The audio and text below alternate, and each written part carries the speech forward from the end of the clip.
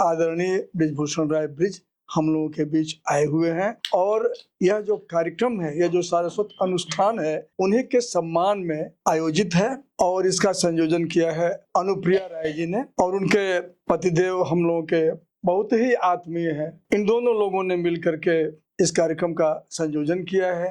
अनुप्रिया के बारे में क्या कहूँ, बृजभूषण राय जी ने अपना, मुझे लगता है कि ढेर सारा कुछ अनुप्रिया को दे दिया है और हम ये महसूस करते हैं कि आज के समय में संवेदना, वेदना और महसूस करने की क्षमता जिसके भीतर है वो निश्चित रूप से बहुत बड़ा है मन से। अनुप्रिया के भीतर वो सारी चीजें हैं, अच्छी समझ है, आज के समय की भी अपनी परंपरा की समझ है, अपने संस्कृत की समझ है और सर्वोपरि कविता की समझ है। बहुत बेहतर कविताएं लिखती हैं। आज इनको भी हम सुनेंगे। हमारे बीच में नवीन बाबू हैं। नवीन बाबू को मैं देखता हूं तो मुझे लगता है कोई बहुत ही सत्पुरुष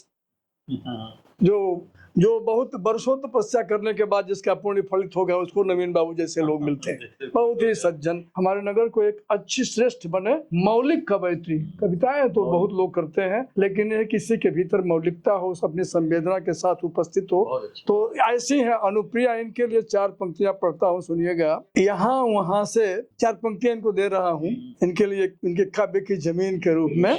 यहाँ वहाँ से कहाँ कहाँ से तिनके लाती है, यहाँ वहाँ से कहाँ कहाँ से तिनके लाती है, कई दिनों से एक बया घोंसला बनाती है, कई दिनों से एक बया घोंसला बनाती है, उसके मन की पीड़ाओं को कौन समझता है, उसके मन की पीड़ाओं को कौन समझता है, दुनिया कहती कोयल कितना मीठा गाती है। अनुप्रिया अपनी कविताओं के साथ। सबसे बड़ी चीज की आज पहली बार पापा सामने बैठे हैं। कलम पकड़ना पापा से ही सीखा, कलम नहीं पेंसिल पकड़ना पापा से सीखा, गोली बनाना भी पापा से ही सीखा मैंने। आज पापा कहूँ या मेरे आराध्य कहूँ, आज सामने बैठे हैं। क्या बात है, बहुत खुशी हुआ। और आज हम इतने सालों में पहली बार पापा के सामने पढ़ रहे हैं। सल्यूट करेंगे आपको। अभी मैंने देखा था एक किसी सिपाही को देखा था हमने, उसकी बेटी जो है IAS हो गई थी, तो उसने जो है अपना सैल्यूट किया। तो मैं समझता हूँ कि वो दक्षता आपके भीतर है। आपके पापा बहुत महान है, लेकिन जब महानता झुक के सलाम करे तो समझो कि वो बहुत बड़ी हो गई। भाई अनुप्रिया छोटी नहीं है, बहुत अच्छी कविताएं हैं। वाह। अब जैसा बाकी सब लोगों ने कहा सुनाया, मैं उम्र में भी बहुत छोटी हूँ, कविता में भी बहुत छोटी हूँ और उतनी गहनता मेरे पास नहीं है, उतनी बारीकी मेरे पास नहीं है। मैं बस भाव से जुड़ी हूँ और भाव ही पाया है पापा में से। इस सागर से बस भाव थोड़ा सा छलक के आया है। मैं न कोई गहराई जानती हूँ, न शब्दों को ढूंढना, परखना, बताना, उसकी जो भी गरिमा है मैं कुछ नहीं जानती हूँ। बस यह है कि जो जानती हूँ आज एक छोटा सा प्रयास चाचा। प्यार ही जिंदगी का मूल नहीं है, प्यार ही जिंदगी का मूल नहीं है, अतः प्यार को मैं स्थगित करती हूँ। जन्म लिया बेटी के रूप में, जन्म लिया बेटी के रूप में, अभी तो जिम्मेदारियां बहुत हैं, अतः प्यार को मैं स्थगित करते हूँ। पिता की पगड़ी, भाई का गुरूर, माँ का धर्म बचाना है, अतः प्यार को मैं स्थगित करते हूँ। बनी हूँ पत्नी अभी, सास का मान, ससुर का सम्मान और पति का स्वाभिमान बचाना है, इसीलिए प्यार को स्थगित करते हूँ। अभी अभी माँ भी बनी हूँ, बच्चों की जरूरतें, जिम्मेदारियां, सपने साकार करने हैं उनके, अतः मैं अपने प्यार को स्थगित करती हूँ। अभी समय नहीं है खुद के सपने को देखने, सजाने, संवारने, पूरा करने की, अतः स्वयं के अस्तित्व की मौजूदगी को मैं स्थगित करती हूँ। क्या बात है। अभी स्वयं के लिए समय नहीं है, अभी स्वयं के लिए समय नहीं है, अतः स्वयं को स्वयं के लिए स्थगित कर। और अभी कुछ दिन पहले ऐसे मोबाइल पे मैं सुन रही थी, सीता अगर लक्ष्मण रेखा न लांघती तो शायद उसका अपहरण न होता। सीता औरतें स्वर्ण के मुंह में आकर के राम को भेज दे हिरण के लिए। मैंने क्या देखा उसको 2 लाइन कर, सीता को कहा गया मर्यादा नहीं लांघती, सीता सुरक्षित रहती। मैं कहती हूँ सीता तो धर्म पालन कर रही थी, छला तो रावण ने था। सीता धर्म पालन कर रही थी, छला तो रावण ने था। सीता ने स्वयं नहीं लक्ष्मण रेखा लांघी थी, साधु ने हट रेखा लांघने पर बाध्य किया था। छला तो रावण ने था साधु रूप में। फिर क्यों सीता को मर्यादा सिखाई जाती है? क्या?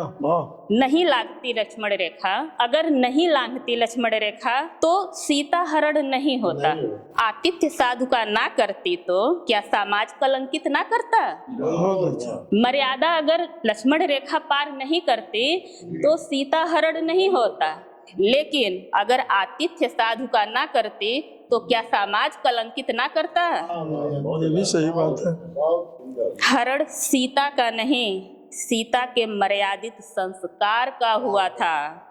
सीता तो सीता ही बने, रावण ने सीता बनने ना दिया।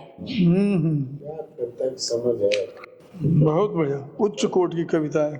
वह जो आतिथ्य देवो भव की बात कर रहे हैं कि अगर वाह, क्या बात है। आतिथ्य देवो की भावना का जो है क्या होता है। एक दो लाइन सुना है, लोग कहते हैं औरत धन मांगती है, मतलब पैसे के लिए परेशान रहते हैं, धन और उसको गहने चाहिए होता है। सुना है मैंने औरत धन मांगती है, अरे लक्ष्मी तो खुद होती है। सुना है औरत धन मांगती है, अरे लक्ष्मी तो खुद होती है। सुना है औरत घर मांगती है, अरे मकान को घर तो खुद बनाती है। सुना है औरत जहाँ आसमां मांगती है, अरे नहीं वो खुद के तुम्हारे खुद के वजूद की जमी बनाती है। बड़ी क्रांतिकारी भाई तुम्हारी कविता है, बहुत बढ़िया। जिंदगी कैसे गुजारी मैं, ये अब पूछते हो? जिंदगी कैसे गुजारी मैंने, ये अब पूछते हो? ख्वाब टूटने का सबब पूछते हो? जिंदगी कैसे गुजारी ये अब पूछते हो? ख्वाब टूटने का सबब पूछते हो? जिंदगी से दूर हो हर पल तो हो जाओ, सांसें जाने से पहले कब पूछते हैं? बस यही दो लाइन लिखा है। ना ना, बहुत बहुत सामर्थ्य है, बहुत सामर्थ्य है, बहुत कविता की बड़ी ताकत है। बाबू पे अपने 4 लाइनें लिखी हूँ। तुम मिले तो मैंने खुद को जाना, तुम मिले तो मैंने खुद को जाना, तुम मिले तो मैंने खुद को पहचाना। साथ तेरा हमेशा ही पूरा मिला, बिना तुम्हारे मैं न पूरी नारी बने।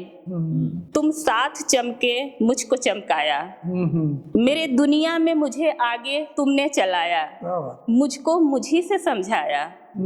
तुम ही जीवन का मेरे आधार बने, जानी जाती रहूं मैं तुम्हारे ही नाम से, पहचान मेरी बने रहो तुम ही सदा। वाह, वो कविता तो अद्भुत, बहुत बड़े फलक की कविता है। पापा साथ रखते थे सदा, नहीं पढ़ पाएंगे। नहीं, कविता में इतना भाव नहीं हुआ जाता है भाई। पाकिस्तान में नहीं पढ़ो बेटा। वो जिस तरह की कविता है वो भाव तुम्हारे पापा कविता ही ने समाज का बिल्कुल जो है ऐनक है। वो कविता सामान्य कविता नहीं है। वो अद्भुत कविता है, अरे अद्भुत कविता इस है। तरह की कविता है, हम किताबें बहुत पढ़ते नहीं। ना ना, अद्भुत। असल में वो अनुभूति की तीव्रता पापा में साथ रखते थे सदा, फिर विदा कैसे किया? क्या हृदय नहीं फटा? क्या हाथ नहीं कांपा? हर समय नाम ही पुकारते थे, बिना देखे पानी नहीं पीते थे। मजबूत होकर पढ़ा, भीतर से कमजोर नहीं थे। साथ थाली में ही खिलाते थे, लोग बोलते तो डांट कर चुप करा देते थे। साथ साथ घूमते थे, बाजार, खेत, रिश्तेदारी, कभी कभी रात को कभी सम्मेलन ले जाया करते थे। क्या बात। क्या कुछ भी याद नहीं आया? कैसे रहेगी अपनों से दूर, हर बात तो आप ही से कहती थी। गृहस्थी का कोई काम ना आता था, फिर इतनी बड़ी गृहस्थी में कैसे भेज दिया? वाह वाह। 4 ससुर का बड़ा परिवार, कब सोचा कैसे रहेगी कन्यादान?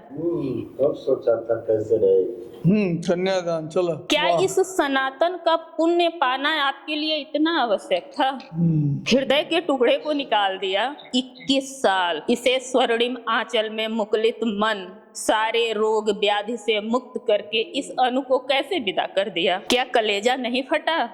शायद भगवान आपके मौन रुदन को सूखे आंसुओं से द्रवित होकर शादी की रात खूब बरसे थे। वाह, क्या बात है। इतने गिरे कि पत्थर बन गिरे थे। शायद ये मेरे पापा की ही पीड़ा थी जो प्रकृति ने दिखाया था। रात भर मंडप में बैठे रहे, बांस का सहारा ले रोते रहे। आपको आज तक कोई रोते ना देखा था, फिर क्यों रोए थे? कर तो दिया था कन्यादान। कन्यादान में मेरे हाथ की हथपलानी कहीं चुभ न जाए, मेरे हाथों से ठीक कर रहे थे कि कहीं इसे चुभ न जाए। हाथ बढ़ाए बढ़ाए थक न जाए, नीचे से हाथ का सहारा लगा दिए। वाह, इतनी दूर अनजान लोग, अनजान गृहस्थी कैसे भेज दिया था? बातों की चुभन कैसे सहेगी? कौन सहारा देगा? कौन आपका हाथ लगाएगा? क्या कभी सोचा? सुना था मैंने मेरे विदाई पर हफ्ते भर खाना नहीं खाया था। क्यों पापा, क्या सता रहा था? मेरी चिंता, मेरी फिक्र, सबको समझाने वाले आपको सब समझाकर थक गए थे। फोन आया, तू जरा हंस कर बात करना, रोना नहीं। तुझे पापा की ही कसम है, क्योंकि पापा ने खाना नहीं खाया है। आज छठा दिन है पापा। मेरी ही आवाज मुझे अंदर तक भींच कर रख दिया था। बात करना पड़ा मुझे अपने उसी टोन में। पापा सुन ले, हाँ खाना ना खैला है? ठीक है, तो आज से हम ना खाए। अरे पगले, खात तो हैं, बेवकूफ है का? फिर तो खाना खाया था ना। साथ हमेशा बने रहना, हमें हमेशा हिम्मत दिलाते रहना। बिना आपके मैं निष्प्राण, निस्तेज, निस्सहाय हूँ पापा। क्या हुआ? बहुत बहुत अद्भुत अद्भुत।